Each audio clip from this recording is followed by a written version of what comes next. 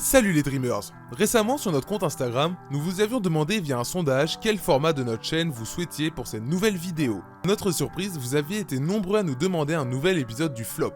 Dans les épisodes précédents, nous avions vu deux types de flops différents. Un flop contractuel avec les Charlotte Hornets et un flop de carrière avec notre regretté Greg Oden. Dans ce nouvel épisode du flop, nous allons vous parler de l'un des plus gros flops managériales de tous les temps.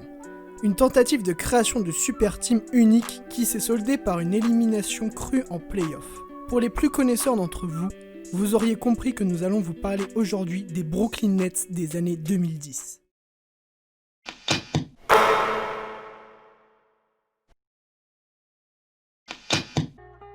Notre histoire commence en 2009 lorsque le riche homme d'affaires russe Mikhail Prokhorov investit plus d'$1 milliard dans l'acquisition de l'équipe des New Jersey Nets. Sortant d'une saison catastrophique avec un bilan de 12 victoires pour 70 défaites, alors à l'époque l'un des pires records de saison régulière tous sports confondus, le nouveau propriétaire des Nets n'hésite pas à annoncer à ses fans un titre NBA dans les 5 années qui vont suivre.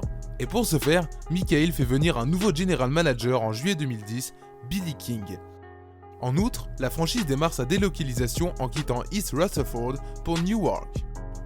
À peine nommé general manager, Billy King commence les grandes manœuvres un mois après son arrivée. Il trade Courtney Lee dans un échange avec 4 équipes pour récupérer Troy Murphy, qui ne jouera que 18 matchs avec les Nets, malgré quelques bonnes années antérieures du côté des Indiana Pacers. Les Nets accueilleront d'autres recrues, comme notre fameux Travis Outlaw, ou encore Jordan Farmar. En février 2011, Billy King réalise un gros transfert lors de la trade deadline. Derek Favors, Devin Harris et 2 tours de draft sont échangés contre l'acquisition de Deron Williams. L'ancien joueur des Jazz proposant près de 20 points du côté de Utah s'avérait être une option non négligeable au poste 1. Une première grande star est donc arrivée pour le grand projet. Mais le recrutement restera insuffisant pour accéder aux playoffs NBA.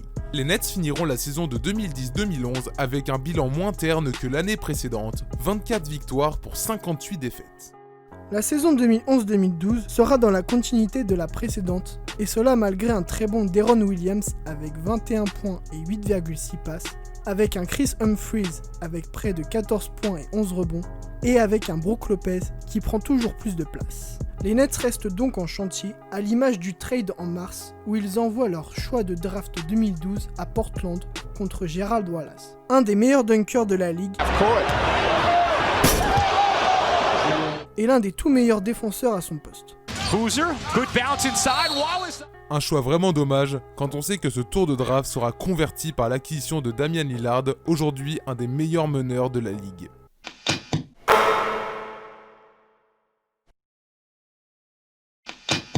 Les Nets n'ont pas le temps et doivent gagner. Lors de l'intersaison, Billy King réalise de nouveau un échange. Il envoie Anthony Morrow et Jordan Farmar et un tour de draft pour l'acquisition de Joe Johnson. L'arrière d'Atlanta sortait alors de saisons monstrueuses du côté de l'État de Géorgie.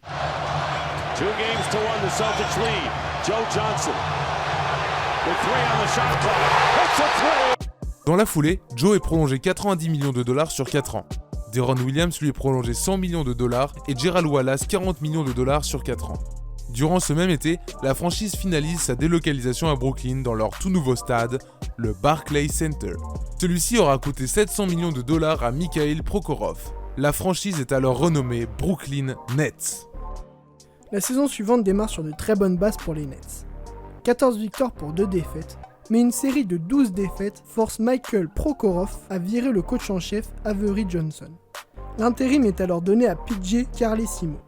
Les Nets parviendront à se hisser à la 4e place de la conférence Est, une première depuis la saison 2006-2007 avec Jason Kidd, Vince Carter et compagnie. Malgré cette très bonne 4e place, les Brooklyn Nets vont se faire surprendre par les Chicago Bulls dès le premier tour des playoffs, avec une série en 7 matchs très tendue. L'été 2013 en NBA sera marqué à jamais.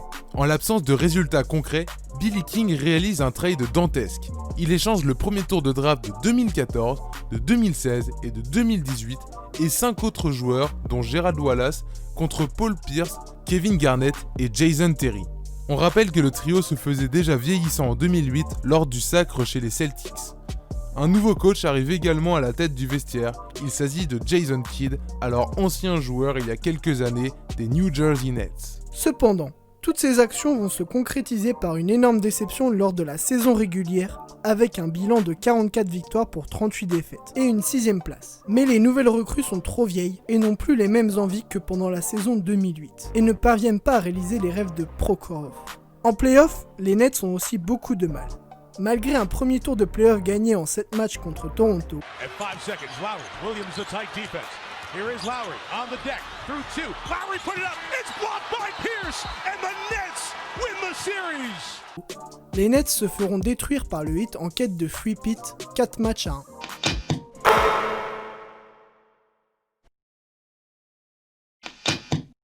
La saison 2014-2015 repart sur de bonnes bases avec un nouveau coach, Lionel Hollins.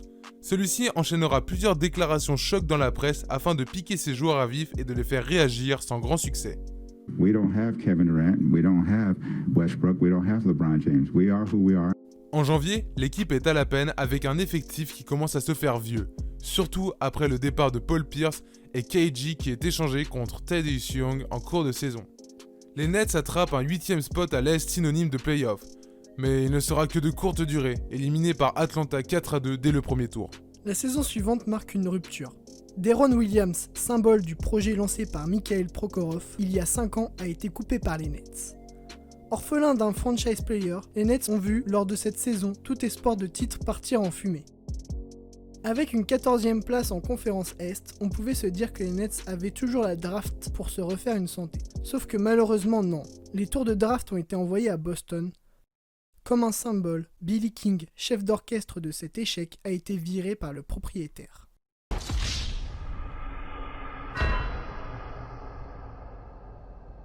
Le projet d'être champion NBA en 5 ans a lui aussi échoué. Les Brooklyn Nets n'ont pas fait mieux qu'une demi-finale de conférence et une 4ème place à l'Est. L'avenir de la franchise a été un temps compromis par les grandes manœuvres de Billy King qui a tant bien que mal essayé de réaliser le projet de Mikhail Prokhorov sans grand succès.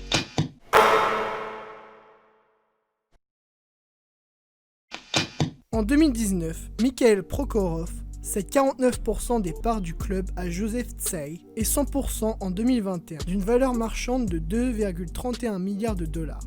Sans avoir réussi son pari sportif sur 5 années, le dirigeant russe se verra réaliser un bénéfice de 135% par rapport à son investissement. De plus, il laisse derrière lui une franchise qui a réussi à se reconstruire malgré le désastre.